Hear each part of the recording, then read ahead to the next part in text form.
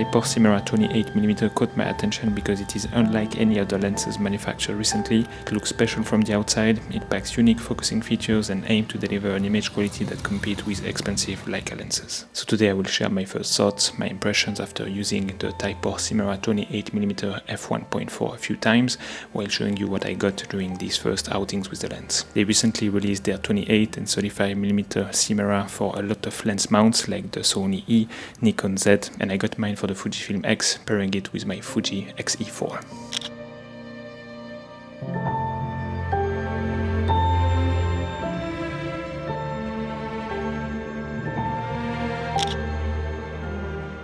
First I will start with the obvious, and this lens really caught my attention because it looks special.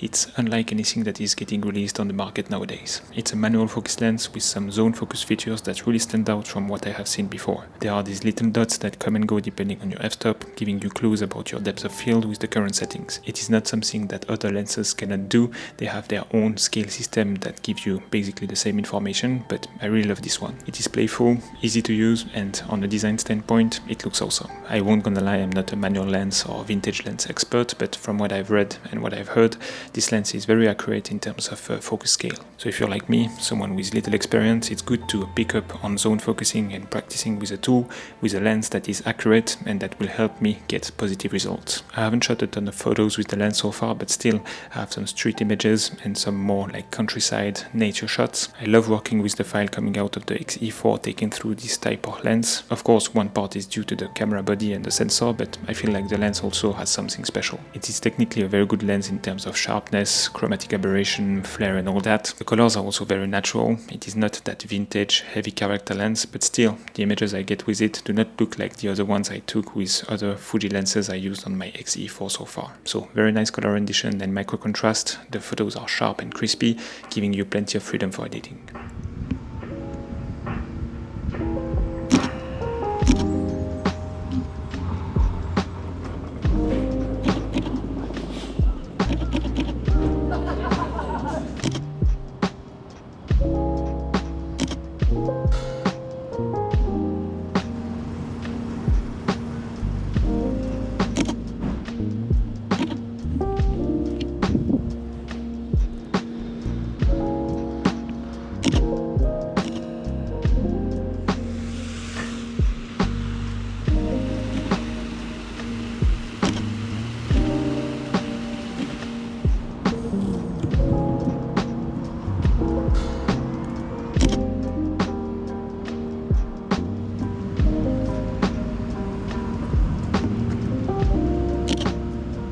I just want to take a minute before moving on to the next section of the video to thank today's video sponsor, FlexiSpot. A year ago I finally decided to upgrade and I got myself a standing desk. I got the E7 from FlexiSpot and now they contacted me to talk about them. So I bought my desk before they became a sponsor and I really love it because I can alternate between sitting and standing position when I work. It helps correcting posture and reduces the stress on the body because you don't end up in the exact same weird position for hours on end. Especially after lunch I like having another work session with the desk in the standing position. It refreshes my brain, I guess, and I'm able to focus well, not being a victim of the slump we typically have after lunch. I'm also quite health oriented and I've read that it's a good thing to use your muscle even very slightly after eating to better control your blood sugar levels, leading to more sustained energy and more focus all throughout the day. In my small office I have tried many setups, putting my camera on tripods in weird positions. I also got a clamp desk monopod, but I'm not really satisfied by it. So what I do now, I place my camera on a small tripod directly on the desk and adjust the height of the desk as a whole to have the perfect framing for my talking heads. FlexiSpot is making really sturdy, high quality and affordable standing desks. They also make office chairs, recliners and different accessories to complete your desk setup. You can even customize some of their desks to your liking, choosing the board material, the desk size and frame color. So check out the first link in the description to learn more about FlexiSpot and consider upgrading to a standing desk to boost your productivity. And many thanks to FlexiSpot for sponsoring this video.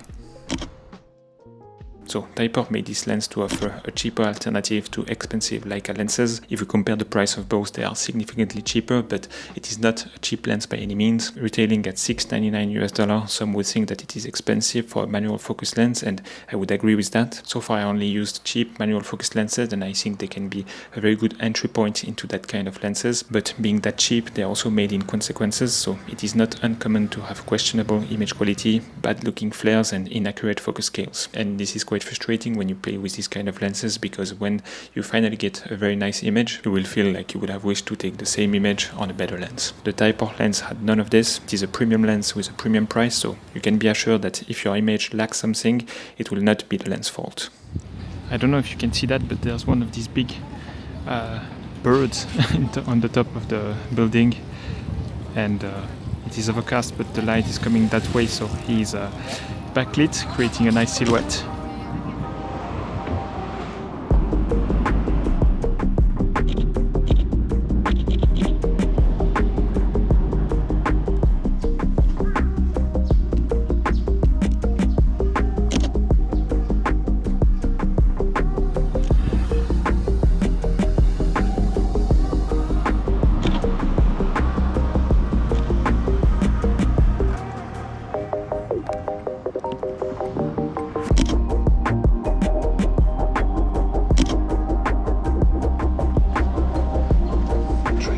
Those two policemen, not really policemen, guards.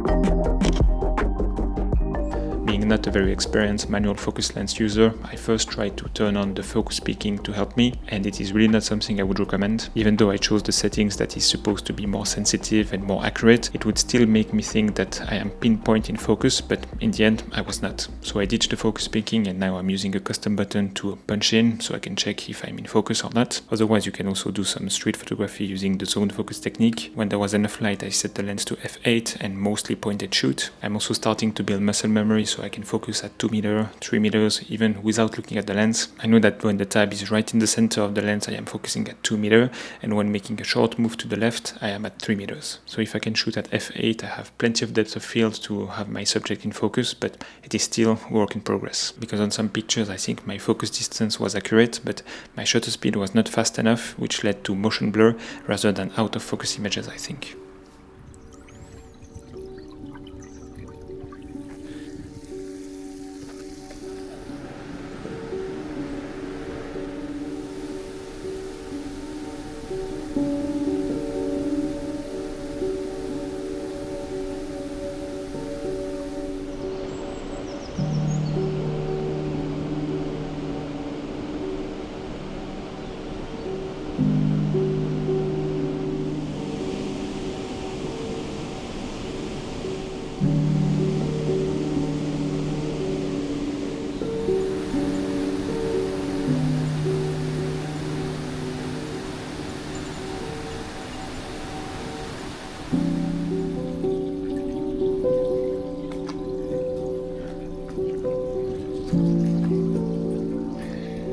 Shooting manual lens with the Osmo Pocket 3 in one hand is not the easiest task, but just take the time.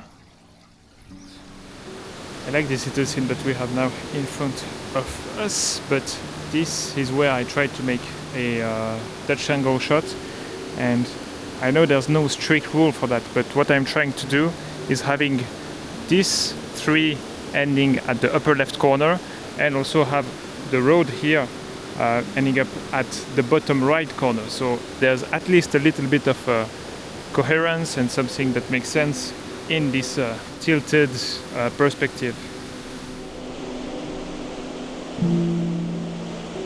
So I just tried some slow shutter photos, like playing with this komorebi, so these leaves that are hit by the sun, which is, as it is, already pretty abstract, but I slowed down my shutter to a 15th of a second, and then I don't have any filter, so I put f16, and actually, because it's a manual lens, I could make it as close focus as possible, so it is pretty much out of focus. And then you try plenty of times doing things like this, and you can end up with something that looks pretty nice.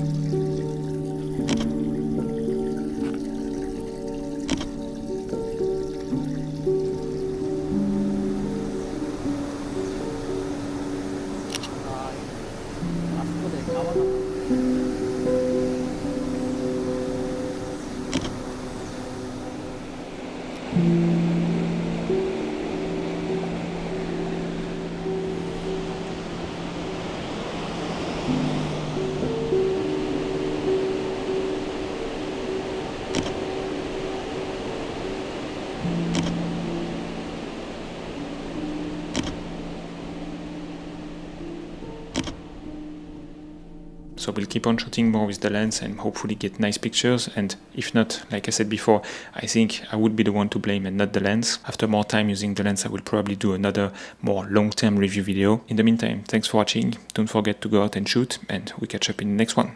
Bye.